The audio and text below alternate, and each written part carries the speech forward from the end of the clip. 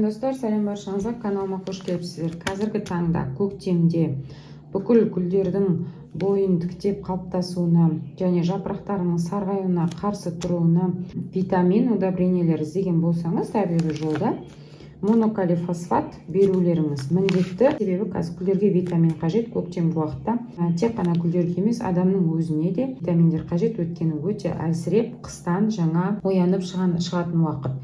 Әрбір шығарып жатқан жапырақ гүлге де күш жұмсайды, гүлдер білесіздер. Соған қарсы сіздерге мен өте керемет биогумус, именно биогумусты сіздерге таңдап көрсеткелі жатырмын. Өзім бірінші рет осыны қолданайын деп тұрмын, бірақ биогумус мен сестрамның гүлдеріне басқа түрін қолданамыз. Осындай жидкий түрі, бірақ басқа фирманыкін қолданатынбыз. Қазір органиктікін алдық. Бұның ерекшелігін сіздерге қазір атап өтемін. Биогумусты бұл ішіндегі составы гүлдің сығындысынан жасалынады. Яғни биогумусты ешқандай химикат ретінде көрмеуімізге болады. Суперконцентрат обогащенный калий. Ішінде уже калий бар, универсальный биогумус. Бұл жерде 4 түрлі типтерге қарастырылып жасалынады. Овощи, яғни отырғызған көшеттеріңізге суға араластырып қоюыңызға болады. Ягодных, яғни клубника, малина, вот сондайларға отырғызсаңыз құюларыңызға болады. Декоративный культур и рассады, яғни көшеттеп отырғызған гүлдеріңіз, көшеттеріңіз және де бөлме комнатындағы гүлдерге де болады. Неге? Себебі мына жерде былай жазылады: зелень, лук, чеснок. Жаңадан семенамен отырғызсаңыз, көшетпен отырғызсаңыз да болады. Овощи, яғни көкөністер отырғызсаңыздар да осыны удобрение ретінде беруге болады. Клубника, другие ягоды, садовой цветы, именно көшеттеп далада өсетін гүлдеріңізге де қолдансаңыз болады, және комнатный цветы, бөлме гүлдеріңізге де қолдансаңыздар болады. Одан бөлек виноград, цитрус растениялардың барлығына қолданады. Яғни бұл сыртында жазғандай универсальный түрде жүреді. Енді бұл жерде основной менде комнатный цветы болғаннан кейін, бөлме гүлдері болғаннан кейін қараңыз. Бір рет қана, 2 айда бір рет қолданасыздар. Өте эффективность күшті деп беріп жатыр. Алдағы уақытта осыны алып, заказ беріп қолданам десеңіздер, менімен бірге бастаңыздар. Мен гүлдеріме беру үшін мынаның бір флаконы заказ, бір флаконын өзіме заказ қылып алдым, яғни өзімнің гүлдеріме қолдануға.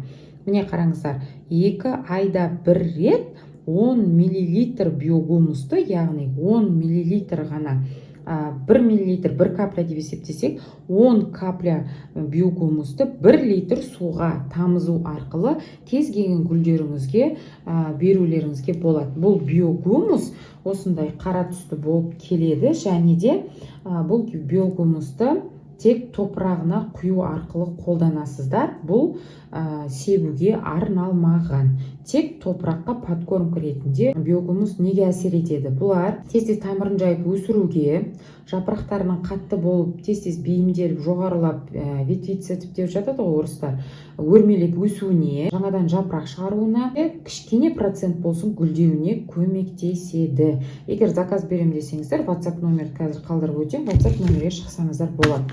Осы складта тек 0,5 қана. Үлкені келіп жатса, үлкенді сіздерге алдағы уақытта көрсететін боламын. Тек осындай 0,5, ал үлкені 1 литр болатын болады. Заказ берсеңіздер болады. Енді қазір көктемгі уақытта қолданылатын бірден бір порошок монокалифосфат. Монокалифосфатты таныстырып өтем. Іші пищевой сода сияқты ақ кристалды, яғни ақ өте ұнтақты порошок сияқты порошок түрінде жүретін, оны жылы суға ерітетін қоспа. Монокалий атқандай калий фосфат кестесіне сай кез келген жақсы көмек беретін осы буйский удобрениенің форматындағы монокалий фосфат осы ең тараған, ең жақсы әсер ететіні. Енді бұл неге әсер етеді және қалай дайындайтын алдағы уақытта каналда, видеоның соңына дейін қараңыздар, каналда мен видео көрсететін боламын. Осыны дайындауды жеке қысқа видео және осы монокалий фосфатты қалай дайындап, қанша гүлдерге қалай мөлшерде қолданатынды көрсетемін. Егер сіздің тамыры өспей қойса, гүліңіздің ол қалай білесіздер. Тамыры өспей қоятын болса, жаңа жапырақ шығармай қояды мүлде. Ол кезде тамыры уже өспей жатыр. Топырақта өзін не то сезініп жатыр, ыңғайсыз сезініп жатыр деген кезде міне өте әлсіз тамырлар, яғни болмаса бір гүлді алып кеп екінші жаққа отырғызып жатқан кезде сізге білінеді.